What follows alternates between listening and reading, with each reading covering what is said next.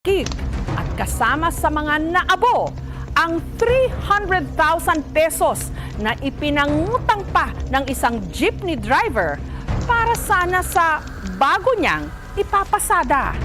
Ngayong nakapapasok ang init ng panahon, tsak marami sa atin, walang patayan ang electric fan. Pero mag-ingat. Lalo't ang tinitignan ngayong dahilan ng mga investigador sa sumiklab na sunog kamakailan sa barangay Fort Bonifacio sa Taguig City, isang nag-overheat na ventilador. Kabilang sa mahigit 50 pamilyang mga apektado. Wala po natira sa amin kahit isang gamit. Ang pamilya ng jeepney driver na si Mark. Ilan taon namin pinag-ipunan lahat ng gamit namin, bus, lahat kahit isa, wala kami naisalbak. Ang masaklap nito, kasama sa nasunog ang ipambibili sana niya ng segunda manong jeep. Ang inutang pa naman niyang 300,000 pesos. Watak-watak na yung pera. Parang nanlumo na lang din ako doon. At ang pinagpuyatan mo nawala, isang bigla. Plano namin ng pamilya ko nawala din. Mapapalitan pa kaya ni Mark ang mga nasunog niyang pera na pambili sana niya ng jeep?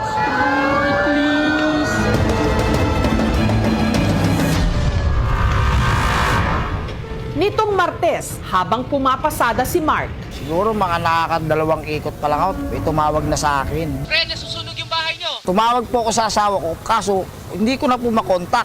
dito na raw pinababa ni Mark ang mga sakay niyang pasahero at saka siya dali-daling umuwi. Pagpasok ko doon, ang kapal ng usok. Kitang-kita yung harapan ng bahay namin na nasusunog na eh. Tapos hindi ko makita yung asawa ko. Natakot ako siyempre yung mga anak ko, lilit pa eh. Ano kaya nangyari sa kanila? Patay na ba sila? Yung isa kong pinsan, sinabihan ako na, Tol, yung pamilya mo nandun na kila Jude. Safe na sila. Doon na ako nabuhayan ulit. Tinakbo ko sila. Umiyak ako. Siyempre naawa ko sa kanila. Bata pa sila. May ganung trauma na agad na nangyari sa kanila eh. Ang sunog na ideklarang fire out pasado alas 12 ng tanghali. Doon na nag-sink in sa akin yung pera. Doon na umiyak nang umiyak sa akin yung asawa ko. Hindi ko nakuha yung pera. Inuna ko si Yuni na wala sa isip ko. Sabi ko, pera lang yan, kaysa naman yung anak mo mawala eh. Binalikan ni Mark ang natupok nilang bahay. Sa pag-asang baka may ma-recover pa siyang pera. Sana meron pang matira.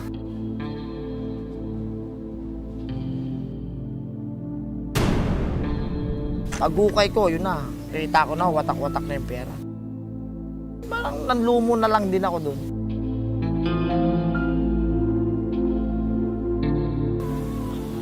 Buti sana kung minaisalba kaming gamit, sir eh. Paano kami makakabili ng gamit namin? Wala rin naman kaming pera. Paano kami makakaroon ng tirahan? Wala na yung bahay namin. Pinaka-iniingat-ingatan ngayon ni Mark ang mga naisalba niyang sunog na pera. Ang ilan sa mga ito halos naabo na. May ilang kalahati na lang ang natira.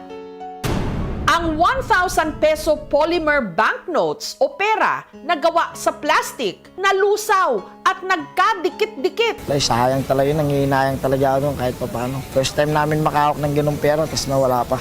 Parang start to zero ko. Dito sa evacuation center sa kanilang barangay, pansamantalang nakisilong si Mark kasama ang dalawa niyang anak at ang misis niyang si May na 6 na buwan pa manding buntis. Hindi po namin alam kung kailan po kami mamawalis dito, kung saan na kami punta. Ang mga naisalba niyang sunog na pera, ibinalot niya ang mga ito sa plastic at isinilid sa plastic container. Ito ko po nilalagay yung pera, tapos pag matutulog po ako, minsan tinatabi ko na lang, minsan natabi ko dito sa box na to. 3 taon ng driver ng jeep si Mark. Kung may extra po ako ng jeep, iba-iba pong jeep ang dinadala. Minsan sa kaibigan, minsan sa kumpare. Sa maghapong pamamasada, madalas short daw ang kanyang kita. 2.5 lang, magkukrudo pa ako ng 800, magbaboundary pa ako ng 800, ganun. Tapos yung matitira, yun na yung pantustos ko sa pamilya ko. Kaya si Mark nangutang para makabili ng segunda manong jeep. Nangiram ako ng 300k, naglakas loob ako dun sa tito ng asawa ko para magkaroon naman kami ng sariling hanap buhay. Matagal na naming ipon yun. Tapos yung iba po, niloan po niya sa company nila. Buwan-buwan, kinakaltas sa sahod niya po yun. Magpapatayo po sana kami ng bahay sa probinsya. Nangailangan naman si Mark kasi pamangkin ng asawa ko. Kaya inuna muna namin sila. Kasi di ba pamilya dapat magtutulungan. Kasi ang laking halaga po nun eh.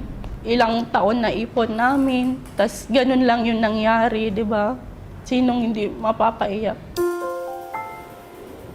Sa kabila ng banta ng jeepney phase-out, ang natipuhang bilhin ni Mark, segunda manong traditional jeep na consolidated at nakapasok na sa kooperatiba. Ibig sabihin, pahihintulutan pa rin itong makabiyahe. Kaya di po ako nag-aalangan bilhin. Magagamit ko pa yung sasakyan kahit paano. Pag hindi ka nag-consolidate by May, ay kukonsider ka nilang quorum. Wala ka ng karapatang bumiyahe. Dahil sa ilalim ng modernization, magiging membro lang ako ng kooperatiba.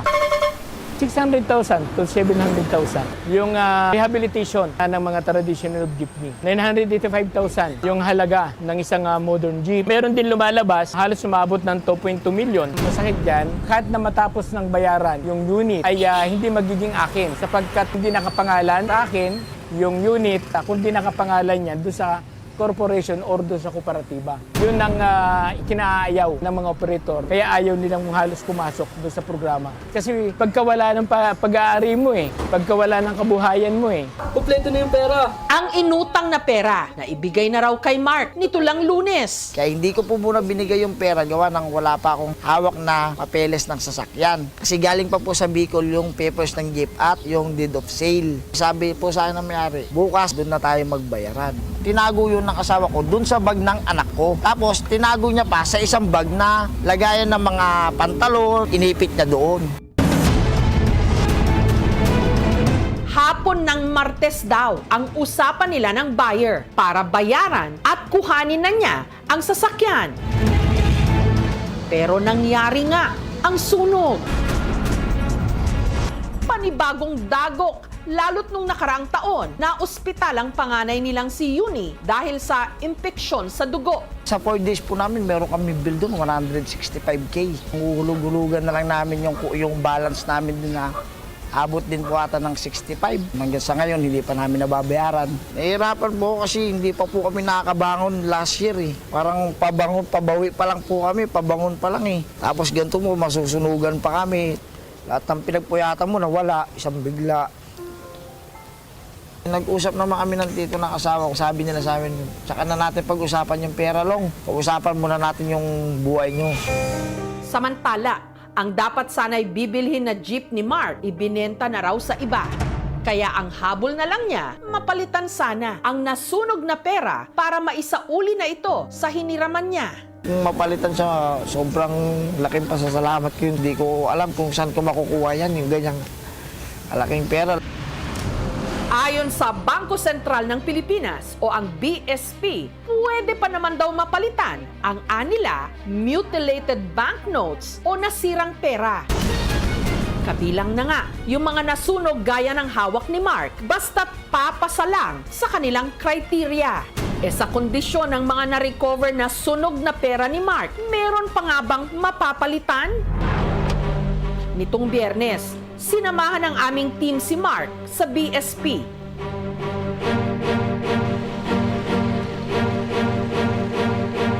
Sa nasunog na inutang niyang 300,000 pesos, ilan kaya ang mapapalitan? Kung meron man. Sana mapagbigyan nila ako na mapalitan ko yung pera para mabawas-bawasan po yung problema ko. Sinamahan siya ng aming team sa BSP o sa Bangko Sentral ng Pilipinas. Kung mapalitan siya, sobrang laking pasasalamat ko yun. Ang pera tinanggap ng kawani ng BSP. Gayunman, Hindi raw muna sila magbibigay ng interview sa assessment nila kung magkano pa rito ang kaya nilang palitan. Masusi pa raw kasi nila itong pag-aaralan. Ang size ay kailangang may natirang 60% o 60% ng nasirang pera. Pangalawa, signature. Ang signature ay kailangang may natirang alinmang portion o parte ng signature ng BSP Governor o ng President ng Pilipinas.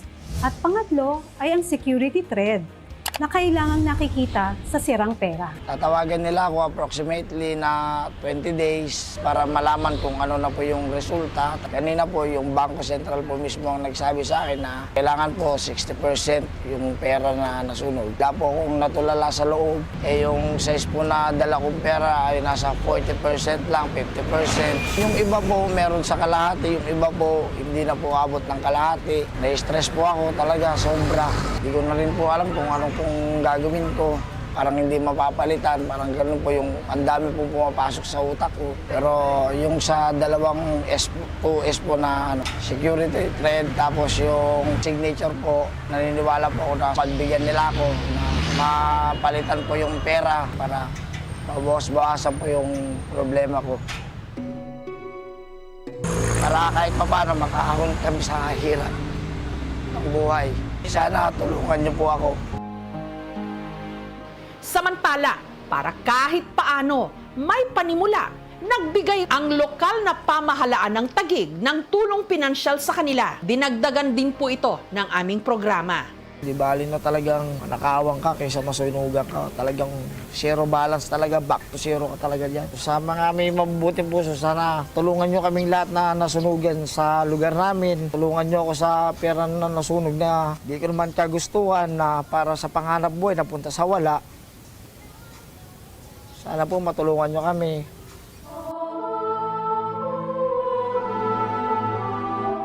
Pera na, naabo pa.